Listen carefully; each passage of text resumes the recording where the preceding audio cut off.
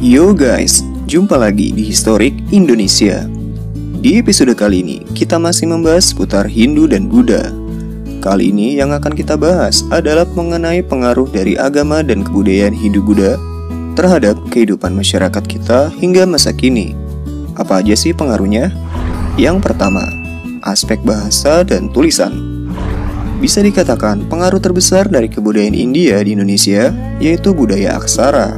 Sebelum kebudayaan India masuk, masyarakat kita belum mengenal tradisi aksara. Karena sampai saat ini tidak ditemukan bukti apapun tentang aksara lokal yang lebih tua daripada aksara yang datang dari India. Masuknya kebudayaan Hindu-Buddha mengantarkan masyarakat Nusantara ke masa budaya tulis atau masa aksara. Kebudayaan dari India memperkenalkan huruf Pallawa dan juga bahasa Sanskerta. Dalam perkembangannya, huruf Pallawa menjadi dasar dari huruf-huruf lain di Indonesia, seperti huruf Kawi, huruf Jawa kuno, Bali kuno, Lampung, Batak, dan Bugis Makassar. Bukti pertama dikenalnya tulisan di Nusantara adalah penemuan tulisan di atas 7 buah yupa yang ditulis pada abad ke-4 Masehi di wilayah Kutai, Kalimantan Timur.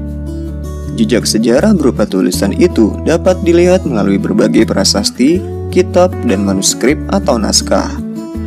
Sementara bahasa Sanskerta memberikan banyak pengaruh terhadap perkembangan bahasa dan sastra di Indonesia. Terdapat banyak kosakata bahasa Indonesia yang berasal dari bahasa Sanskerta. Contohnya, Pancasila, Asmara, Griya, Negara, Prakarsa, Pustaka, dan masih banyak lagi guys. Aspek politik dan pemerintahan. Sebelum masuknya pengaruh Hindu-Buddha ke Indonesia, sistem pemerintahan masyarakat kita adalah pemerintahan desa yang dipimpin oleh seorang kepala suku. Kepala suku dipilih berdasarkan kekuatan dan kelebihannya. Setelah budaya India masuk, diperkenalkanlah sistem pemerintahan kerajaan. Salah satu pengaruh Hindu di bidang politik yaitu munculnya konsep Dewa Raja.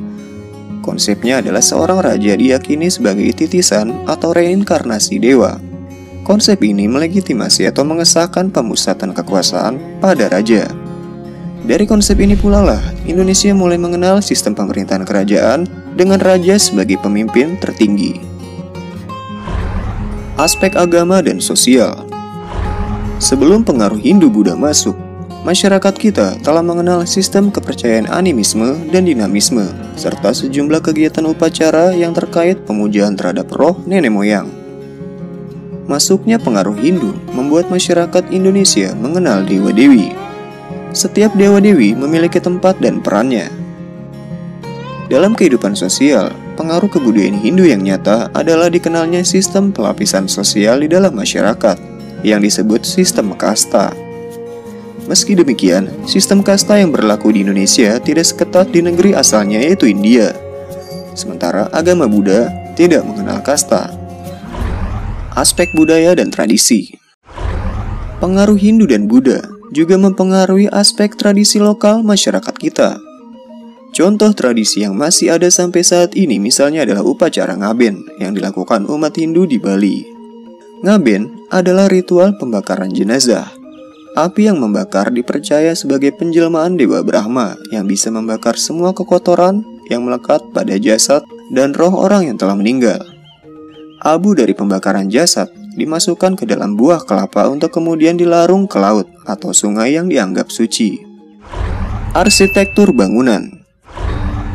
Pengaruh masuknya kebudayaan Hindu-Buddha di Indonesia di bidang arsitektur bangunan adalah munculnya bangunan-bangunan berupa candi. Candi yang ditemukan di Indonesia pada umumnya adalah perwujudan dari akulturasi atau percampuran dua budaya, budaya Nusantara dan budaya India. Pola dasar dari candi-candi di Indonesia yaitu berasal dari bangunan punden berundak yang mulai berkembang pada masa Megalitikum. Kalian bisa melihat, candi-candi di Indonesia pada umumnya memiliki tingkatan, yaitu bagian dasar atau bawah bangunannya lebih besar hingga mengkerucut lebih kecil pada tingkat atasnya. Candi-candi bercorak Hindu umumnya berfungsi sebagai makam para raja. Abu jenazah para raja atau keluarga kerajaan dimakamkan di candi. Sementara candi Buddha berfungsi sebagai tempat ibadah. Seni rupa dan seni ukir. Masuknya pengaruh India juga membawa perkembangan dalam bidang seni rupa, seni pahat, dan seni ukir. Hal ini dapat dilihat pada relief atau seni ukir yang dipahatkan pada bagian dinding-dinding candi. Misalnya relief yang dipahat pada Candi Borobudur berupa pahatan riwayat Sang Buddha. Di sekitar Sang Buddha terdapat lingkungan alam Indonesia seperti rumah panggung dan burung merpati. Sistem kalender. Sistem penanggalan atau kalender Hindu-Buddha turut berpengaruh terhadap kebudayaan Indonesia, yaitu digunakannya kalender dari India bernama kalender Saka. Tahun Saka dimulai tahun 78 Masehi. Penggunaan kalender Saka ditemukan dalam prasasti Talang Tuo. Prasasti berhuruf Pallawa dan berbahasa Melayu kuno tersebut menjelaskan tentang keberadaan kerajaan Sriwijaya di Sumatera yang berangkat tahun 606 Saka atau 686 Masehi. Perhitungan tahun Saka sampai saat ini masih digunakan oleh masyarakat Bali yang beragama Hindu. Perhitungan ini digunakan untuk menentukan hari dari sejumlah kegiatan upacara keagamaan yang mereka anut. Demikianlah pembahasan mengenai pengaruh agama dan kebudayaan Hindu-Buddha yang ada di masyarakat kita sampai saat ini. Semoga dapat bermanfaat bagi kita semua. Silakan tinggalkan like jika berkenan. Sampai bertemu di episode berikutnya.